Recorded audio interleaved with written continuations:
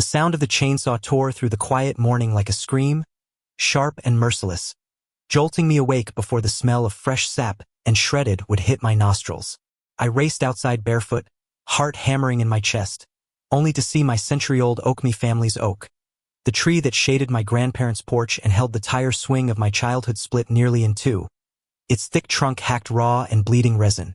Standing there like a triumphant conqueror was Karen, the HOA president, her round frame planted in front of the stump as if she were unveiling some kind of victory. She held her cell phone in one hand, chainsaw still buzzing in the other, smirking at me like she owned not just the neighborhood but the earth beneath my feet. "You're welcome," she shouted over the grinding engine, her voice shrill and smug.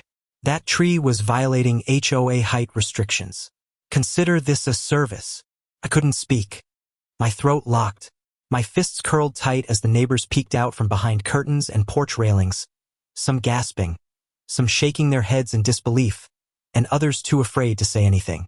The tree had been more than just wood and leaves.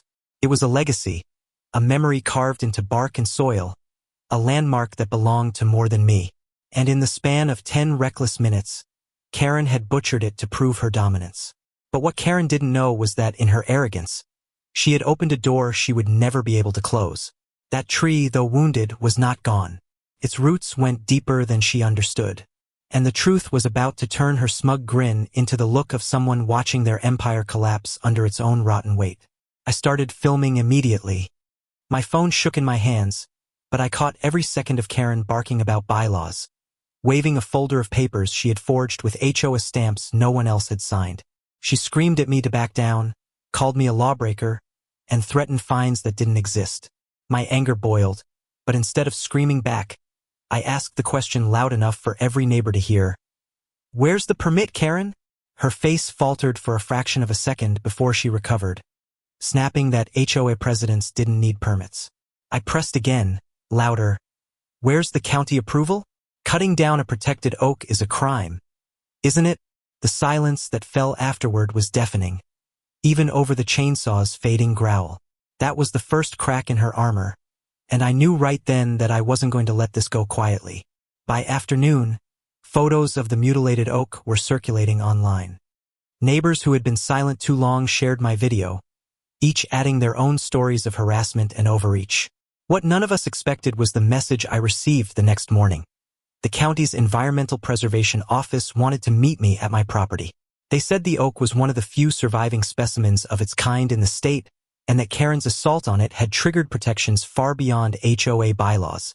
The twist came when a young botanist named Elena arrived with the officials.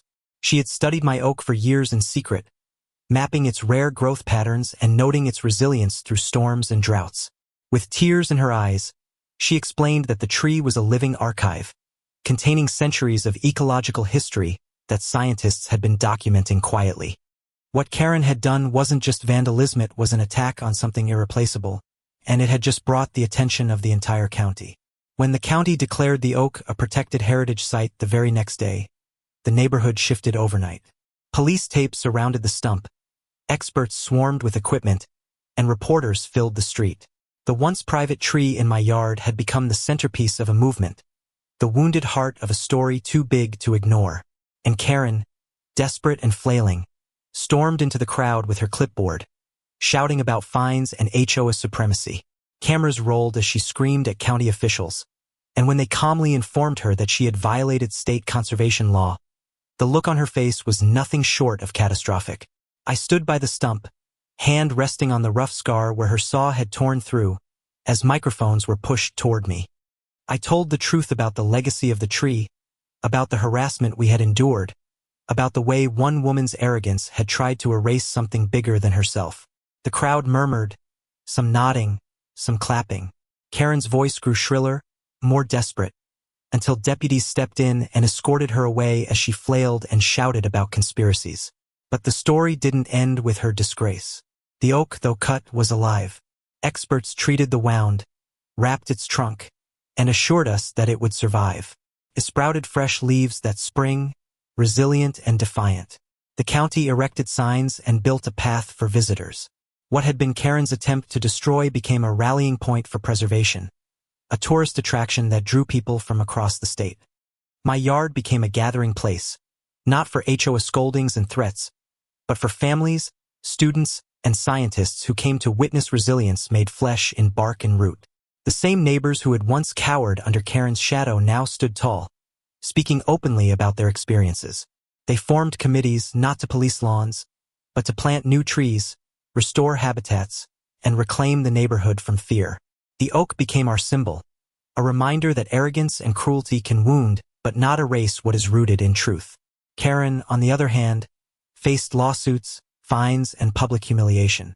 She tried to fight, but every attempt made her look smaller, pettier, and crueler. Eventually, she resigned from the HOA not in triumph but in disgrace. Her legacy not of control but of destruction that backfired spectacularly.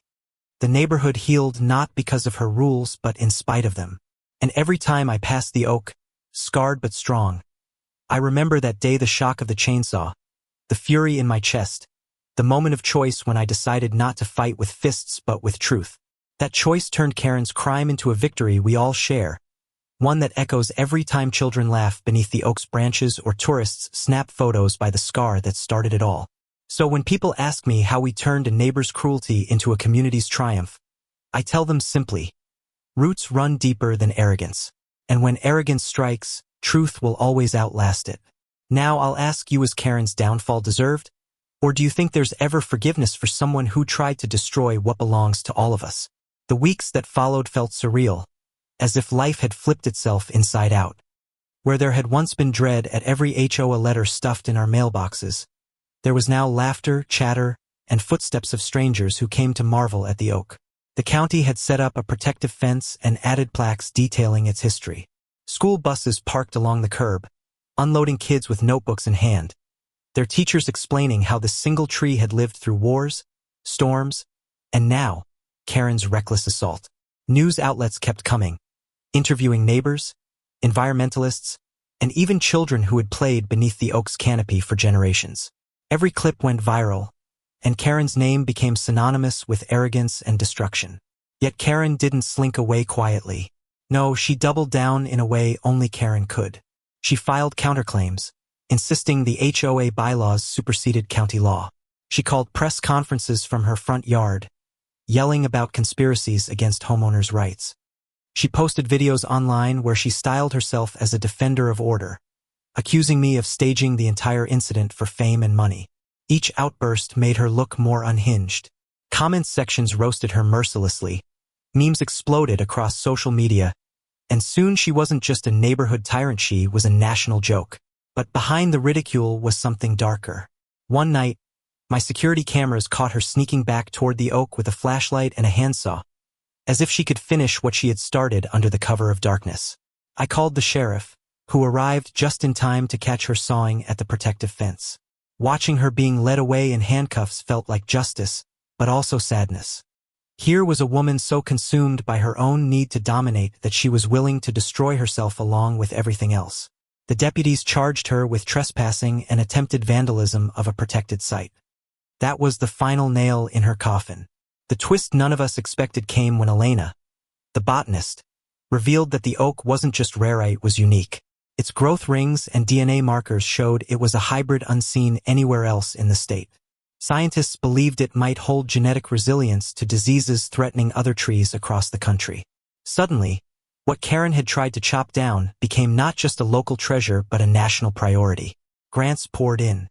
Research teams arrived. The stump scar became a symbol of both survival and warning. Karen's saw marks were now preserved under glass like a battlefield wound, teaching visitors about arrogance, law, and the fragile balance of nature. The neighborhood changed in ways none of us could have imagined. Instead of HOA meetings ruled by fear, we had community gatherings under the oak, now surrounded by benches and lanterns. Kids ran free, unafraid of being scolded for chalk drawings on the sidewalk or toys left on the lawn. Elderly neighbors who had once kept quiet now shared stories of their past, finally feeling safe to speak. It was as if Karen's downfall had unclenched an invisible fist that had been choking us all for years. One particularly emotional moment came when Mr. Albright, a veteran who had lived here longer than anyone, stood up during a gathering and admitted he had once thought about selling his house just to escape Karen's harassment. Tears welled in his eyes as he looked at the oak. "This tree outlasted her tyranny," he said, his voice cracking. "And so did we." The crowd erupted in applause, and for the first time in decades, our neighborhood felt like home. Karen, however, spiraled further.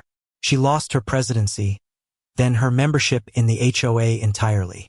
Her house went into foreclosure after legal fees drained her finances. Rumor had it she tried to move to another community, but her name had spread so far that no HOA would accept her. She had become a cautionary tale, a name whispered like a warning. Even outside our county, people would say, "Careful, don't be a Karen," and everyone knew what it meant. But the oak kept rising. By summer, new branches unfurled defiantly, reaching toward the sky as if to say, "You cannot silence life." Tourists came by the thousands, spending money at local shops and restaurants, revitalizing the town's economy. What Karen had meant as destruction turned into prosperity for everyone but her. There was one final confrontation, though one that burned itself into my memory forever. It was autumn, the air crisp and golden, when Karen showed up again at the oak. She was thinner now, her arrogance drained, but her eyes still burned with that old defiance. She stood at the fence, staring at the scarred trunk, muttering under her breath. A crowd gathered cautiously, unsure what she might do. I walked up slowly, heart pounding, and asked her why. Why had she hated the oak so much? Why had she been willing to sacrifice everything to cut it down? Her answer was quieter than I expected, almost broken. Because it reminded me I wasn't in control.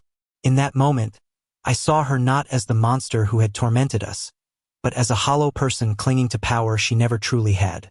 There was no satisfaction in her ruin, only pity. But pity doesn't erase consequences.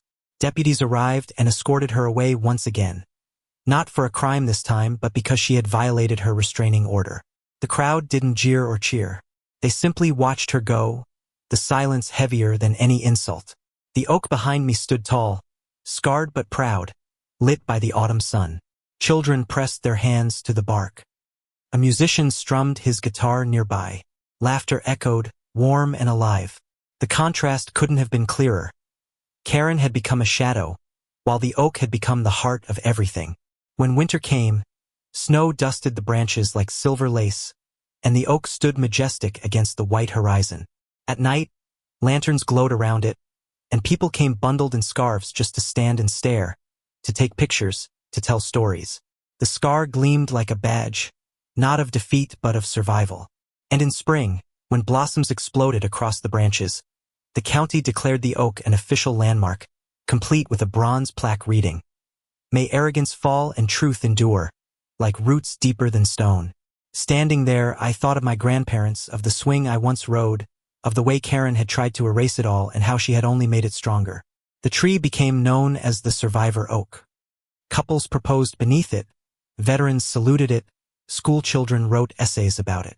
Its story spread beyond the county, into state fairs, museums, even textbooks. Karen's act of destruction had birthed a legend.